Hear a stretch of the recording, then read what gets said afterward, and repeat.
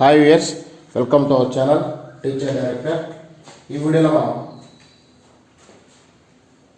6th class semester 2కి సంబంధించి బీజగణిత పరిచయం అనే పాఠాన్ని మనం డిస్కస్ చేసుకుంటూ వస్తున్నాం.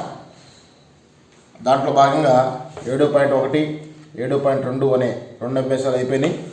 ఇప్పుడు మనకి తర్వాత టాపిక్ సింపుల్ ఈక్వేషన్స్, సామాన్య సమీకరణాలు. సింపుల్ ఈక్వేషన్స్,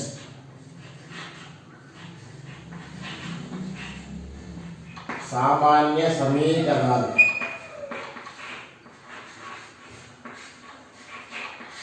సామాన్య సమీకరణాలు దీన్ని మనం చూడబోతున్నాం.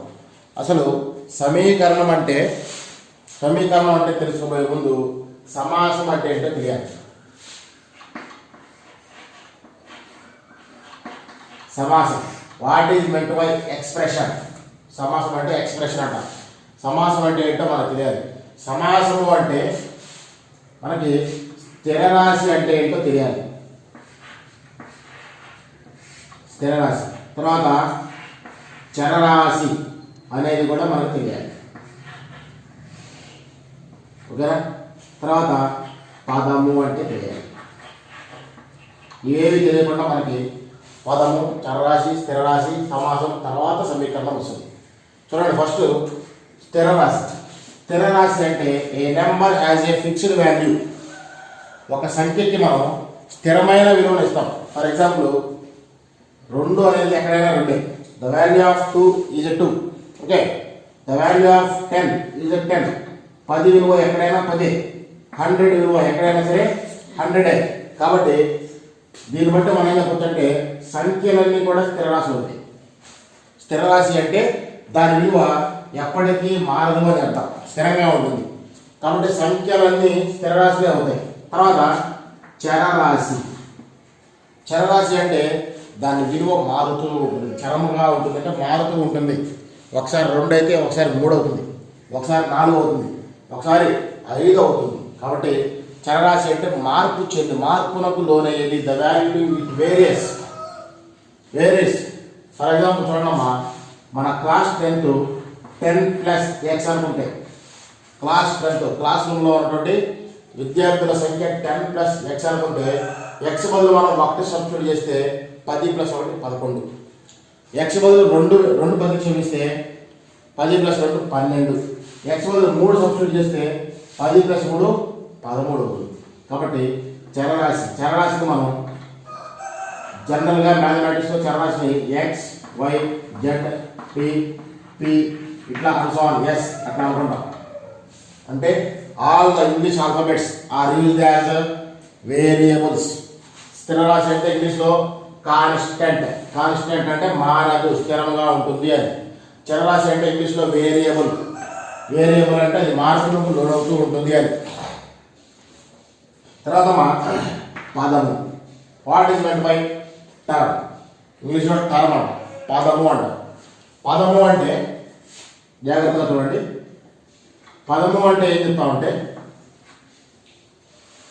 ఒక చరరాశి స్థిరరాశి కలయికనే పదము అంట. The combination of constant and the variable is called a term. Combination of, for example 2x అని అనుకోండి. 2 అనేది స్థిరరాశి, x అనేది చరరాశి. ఈ రెండింటి యొక్క కాంబినేషన్, దీన్నే మనం పదం అంటాం. For example 3xy, combination of a constant. This is a constant, స్థిరరాశి. దిస్ 2 ఆర్ వేరియబుల్స్, చరరాశి. కాబట్టి combination of constant and variable. అంటే స్థిరరాశి చరరాశి యొక్క కలయికనే, ఆ కాంబినేషన్ మనం ఏమంటామంటే పదము అంటాం. ఓకే, పదము అంటాం. ఫర్ ఎగ్జాంపుల్ 10+y, ఇది ఒక స్థిరరాశి, ఇది చరరాశి. The combination of constant and variable, స్థిరరాశి చరరాశి యొక్క కలయికనే మనం పదము అని పిలవడం జరుగుతుంది. ఇది స్థిరరాశి, చరరాశి, పదము అంటే. అయితే సమాసం అంటే ఏమిటి? దీని గురించి మనకి డెప్త్ ఇదే స్టడీ ఇట్లాగే కంటిన్యూ చేసుకుంటూ పోతే 10th క్లాస్లో 9th క్లాస్లో బహుపదులు అనే టాపిక్కి మనం టచ్ అవుతాం. ఇదే టాపిక్ ఇలాగే కంటిన్యూ చేసుకుంటే అయితే దీని తర్వాత మోనోమియల్ అని వస్తుంది, ఏకపది, తర్వాత ద్విపది, తర్వాత బహుపది, త్రిపది, తర్వాత బహుపది అని వస్తుంది. ఓకేనా. On the other hand we have రేఖీయ బహుపది. ఓకేనా. 2 చరరాశుల్లో బహుపది ఇట్లా మనం చూసుకుంటూ వస్తాం. ఓకేనా. నెక్స్ట్ సమాసం అంటే సమాసము అంటే the combination of a constant and the variable with a plus or minus or divided by or into. అంటే గణితంలో ఈ 4 ప్రక్రియల్ని చతుర్విధ ప్రక్రియలు అంటాం. Plus, minus, divided by, into. ఈ 4 ప్రక్రియల్ని చతుర్విధ ప్రక్రియలు అంటాం. చతుర్విధ అంటే 4 రకాలైన ప్రక్రియలు అని అంటాం. చతుర్విధ ప్రక్రియలు 4 ఆపరేషన్స్ అంటాం. ఈ ఆపరేషన్స్ 4 ఆపరేషన్ చతుర్విధ ప్రక్రియను ఉపయోగించి ఏ సమాసమైన ఏ పదమైనా ఉన్నట్లయితే చతుర్విధ ప్రక్రియలను అనుసరించి ఏ పదము అయినా ఉన్నట్లయితే దాన్ని మనం సమాసం అంటాం. చూడండి, ఫర్ ఎగ్జాంపుల్ 10 + x + y అనేది ఒక సమాసం. 10 + x + y అనేది ఒక సమాసం. చూడండి, చతుర్విధ ప్రక్రియలు ప్లస్ ఉంది, ప్లస్ చతుర్విధ ప్రక్రియలు దేన్నైనా అనుసరించి స్థిరరాశి చరరాశి ఉన్నట్లయితే దాన్ని సమాసం అంటాం. దాన్నే పదము అని కూడా అంటాం. ఓకేనా. కాబట్టి ఇంకా గుర్తుపెట్టుకుంటే సమాసానికి ఎక్స్ప్రెషన్కి ఈక్వల్ టు సింబల్ ఉండదు. ఓకేనా. సమాసానికి LHS RHS ఉండవు. సమాసానికి LHS RHS అంటే LHS left hand side, RHS అంటే రైట్ హ్యాండ్ సైడ్ ఉండదు. ఈక్వల్ టు గుర్తు ఉండదు సమాసానికి. మరి సమీకరణం అంటే ఏంటి? సమీకరణం దగ్గరకు వస్తే సమీకరణం అంటే దీనికి LHS RHS రెండు ఉంటుంది. అంటే మధ్యలో ఈక్వల్ టు సింబల్ ఉంటుంది. For example 10 + x = 1. 10 + x = 1. చూడండి, ఇది ఈక్వల్ టు ఇది LHS, ఇది పక్కన ఉంది, ఇది కుడి పక్కన ఉంది. కాబట్టి దీన్ని LHS అంటాం, దీన్ని RHS అంటాం. Left hand side, right hand side అంటాం. మధ్యలో సమానత్వం గుర్తు ఉంటే దాన్ని సమీకరణము అంటాం. మరి సామాన్య సమీకరణాలు అంటే సామాన్య సమీకరణాలు అంటే ఎక్స్కి పవర్లో ఏమీ లేకపోతే ఒకటే ఉన్నట్టు. ఎక్స్కి పవర్లో ఏం లేకపోతే ఒకటే ఉన్నట్టు. దాన్నే మనం పరిమాణం అంటాం.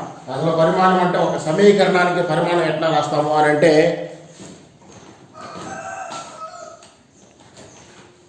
ఒక సమీకరణానికి పరిమాణం ఎట్లా రాస్తామంటే ఇచ్చిన సమీకరణంలో x యొక్క పరిమాణం ఏదైతే కదిలి ఉంటుందో దాన్నే సమీకరణం అంటాం. సామాన్య సమీకరణాన్ని మనం వర్గ రేఖీయ సమీకరణం కూడా. ఇదే చాప్టర్ మీకు 10th క్లాస్కి వచ్చరికి 2 చరరాశుల్లో రేఖీయ సమీకరణాలు అని పెట్టారు. ఓకేనా. అది సామాన్య సమీకరణాల గురించి. మరి సామాన్య సమీకరణాల్లో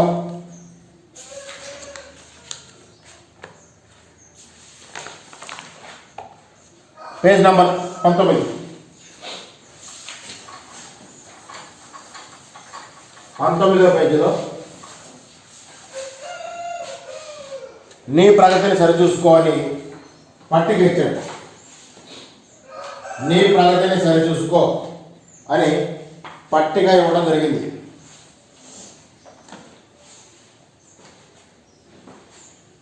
ఈ పట్టికలో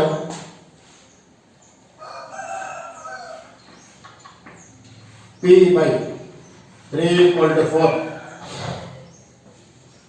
P/3 = 4 అనే సమీకరణాన్ని తృప్తిపరిచే P విలువను కనుగొనండి అన్నాడు. అదేగా ఇక్కడ చూడండి,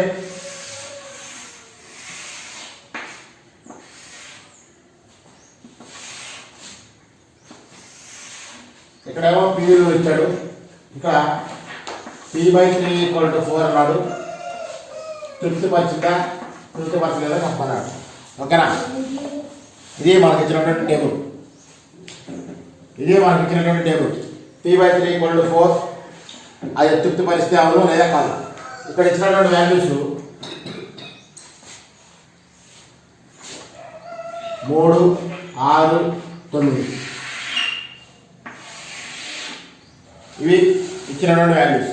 ఓకేనా? అది చూసుకున్నట్లయితే ఇప్పుడు ఏం చేయాలంటే ఇది ఈక్వల్ టు సింబల్, ఇది LHS, ఇది RHS.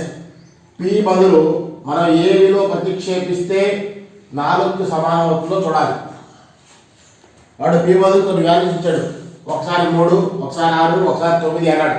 ఇంకొక ఖాళీ వదిలిపెట్టాడు కింద వాటి, అది మీరు చేయండి అని. ఇక్కడ ఏది పెట్టాలో మనం చూద్దాం. ఓకేనా? P బదులు ఇక్కడ 3 ఇచ్చాడు కదా, 3 ప్రతిక్షేపిస్తే 3/3 అవుతుంది. అప్పుడు 3 ఒకటి 3 ఒకటిలో ఒకటే రైతు కానీ ఇది ఒకటే రైతు ఇది పెట్టుకుంటే 4 ఉంది. సమానం ఐడియా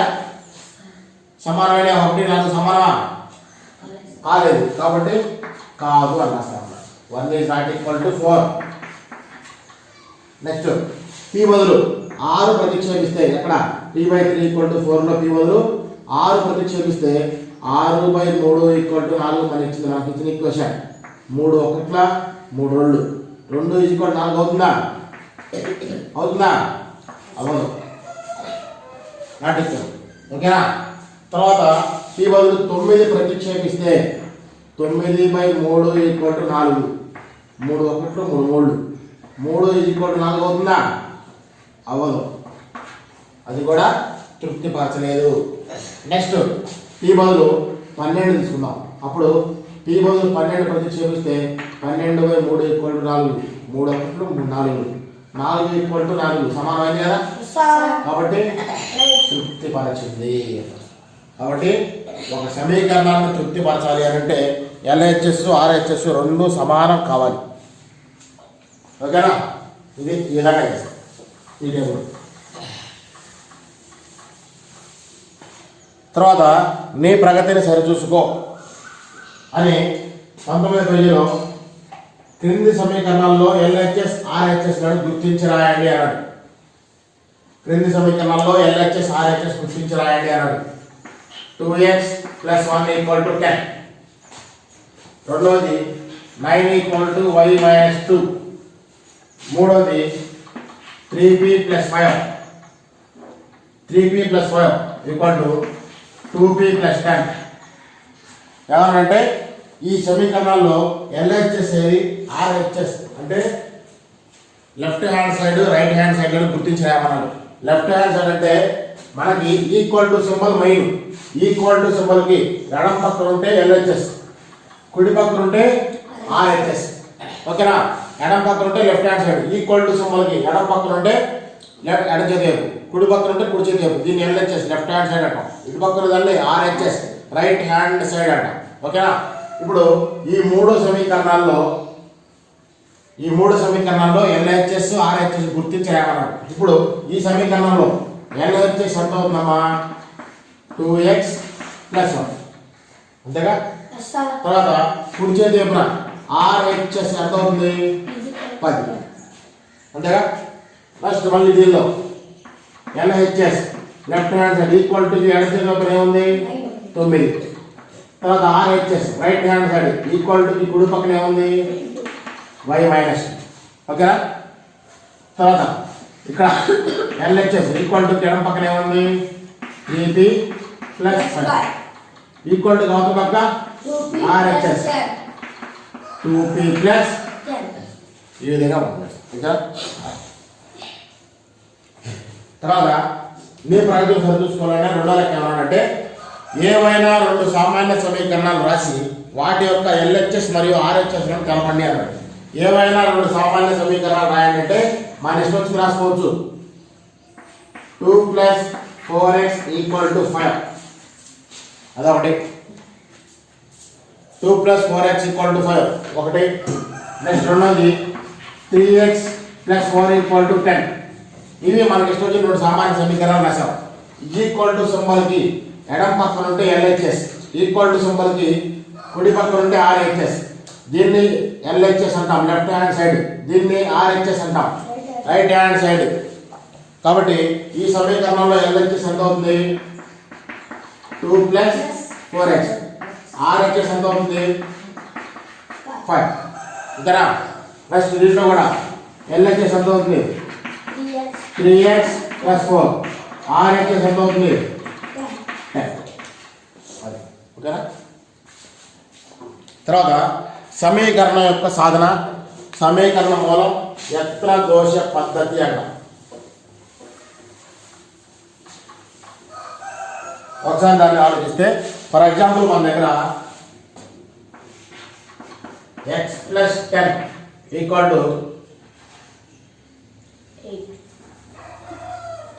x + 10 = 13 ఉందనుకోండి. x + 10 = 13.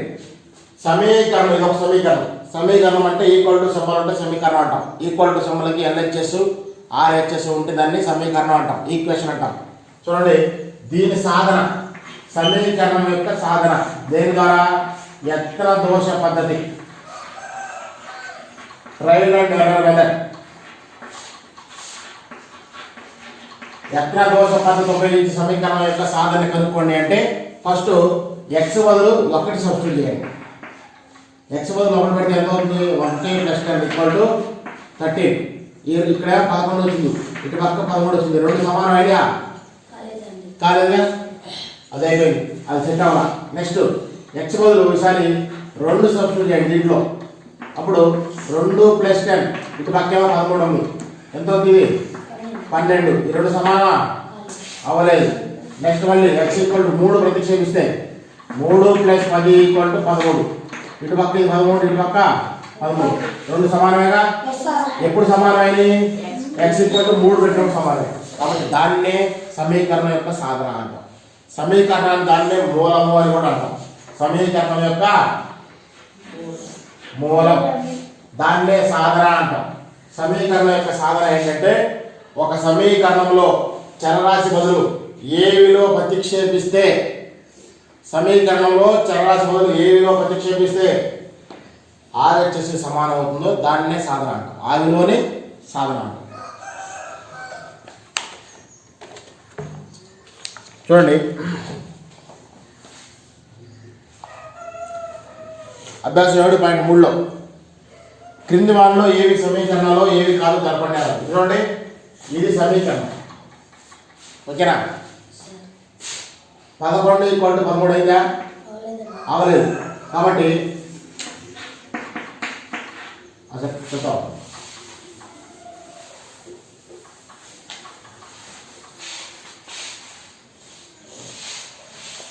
క్రింది సమీకరణాల్లో ఏవి సమీకరణాలో ఏవి కాదో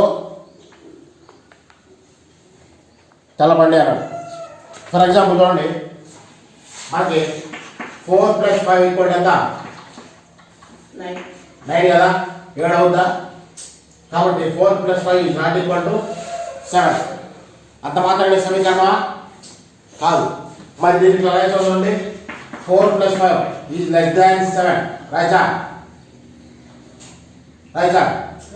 రాయకూడదు. 4 + 5 > 7 రాయచ్చా? రాయచ్చు. ఎందుకంటే గ్రేటర్ దాన్. 4 + 5 లెస్ దాన్ అంటే 4 + 5 మొత్తము 7 కంటే తక్కువ ఉందా? తక్కువ ఎక్కువ ఉందా? ఎక్కువ. కాబట్టి 4 + 5 గ్రేటర్ దాన్. ఇది లెస్ దాన్, ఇది గ్రేటర్ దాన్. ఓకేనా. లెస్ దాన్ అంటే ఎల్ లాగా ఉంటుంది, ఎల్. ఇది లెస్ దాన్, వీటి పక్కన ఉన్నది గ్రేటర్ దాన్. ఓకేనా. 4 + 5 9. 9 అనేది 7 కంటే పెద్దదిగా. ఓకేనా. ఈ గుర్తు 7 ఓపెన్ చేసి ఉంటే అది పెద్దది అని అర్థం. 4 + 5 9, 7 కంటే పెద్దది. 7 కంటే పెద్ద ఇది. కాబట్టి 4 + 5 9 అనేది 7 కంటే పెద్ద అని గ్రేటర్ దాన్ ఉంటుంది. ఇట్లా రాయొచ్చు. మరి దీని సమీకరణం అంటారా? అనరు. సమీకరణం అనాలి అంటే ఈక్వల్ టు సింబల్ మాత్రమే ఉండాలి. ఇది సమీకరణం కాదు, ఇది సమీకరణం కాదు, ఇది కూడా సమీకరణం. ఓకేనా. ఈక్వల్ టు సింబల్ మాత్రమే ఉంటే దాన్ని సమీకరణం అంటారు. మరి వీటిని ఏమంటారంటే అసమీకరణాలు.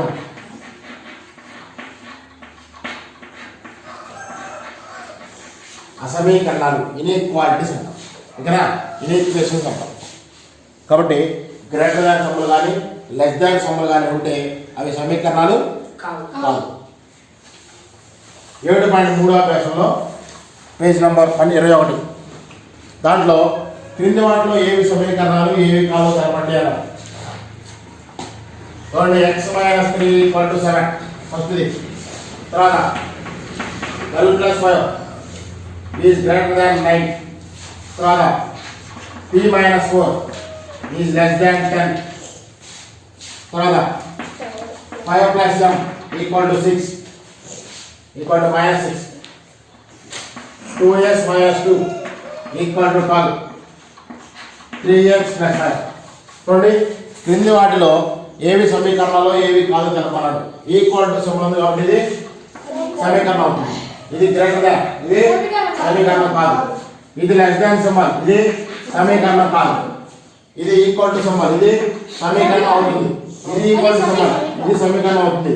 మరి ఇక్కడ ఈక్వల్ టు సింబల్ లేదు సమీకరణం కాదు. మరి దీన్ని ఏమంటారంటే సమాసం అంటారు. వీటిని ఇన్ఈక్వాలిటీస్ అంటాం. గ్రేటర్ దాన్ లెస్ దాన్ అంటే ఇన్ఈక్వాలిటీస్ అసమీకరణాలు అంటాం. మరి దీన్ని ఎక్స్ప్రెషన్ అంటాం. ఈక్వల్ టు సింబల్ లేదు కాబట్టి ఎక్స్ప్రెషన్ సమాసం అంటాం. ఈక్వల్ టు సింబల్ అన్నది మాత్రమే సమాసం. ఒక సమీకరణంలో మాత్రమే ఎల్హెచ్ఎస్ ఆర్హెచ్ఎస్ ఉంటాయి. సమాసంలో ఒక్క పదమే ఉంటుంది. ఓకేనా? అది ఫస్ట్ ప్రాబ్లం. తర్వాత నెక్స్ట్ రెండవ రమంలో క్రింది సమీకరణాల్లో ఎల్హెచ్ఎస్ మరియు ఆర్హెచ్ఎస్ ను తెలపండి అన్నాడు. x minus 5 equal to 6, 4y equal to 12, 2z plus 3 equal to 7. క్రింది సమీకరణాల్లో ఎల్హెచ్ఎస్ ఆర్హెచ్ఎస్ అంటే ఈక్వల్ టు సింబల్ కి ఎడమ పక్కన ఉంటే ఎల్హెచ్ఎస్, ఈక్వల్ టు సింబల్ కి కుడి పక్కన ఉంటే ఆర్హెచ్ఎస్. దీన్ని లెఫ్ట్ హ్యాండ్ సైడ్ అంటాం, దీన్ని రైట్ హ్యాండ్ సైడ్ అంటాం. కాబట్టి ఇక్కడ ఎల్హెచ్ఎస్ ఏమవుతుంది x మైనస్ 5. ఇక్కడ ఆర్హెచ్ఎస్ ఎంత అవుతుంది 6. ఇక్కడ ఎల్హెచ్ఎస్ ఎంత అవుతుంది 4y. ఆర్హెచ్ఎస్ ఎంత అవుతుంది 12. ఇక్కడ ఎల్హెచ్ఎస్ ఎంత అవుతుంది 2z ప్లస్ 3. ఇక్కడ ఆర్హెచ్ఎస్ ఎంత అవుతుంది 7. తర్వాత 3 లెక్కలు ఉన్నాయి చూడండి.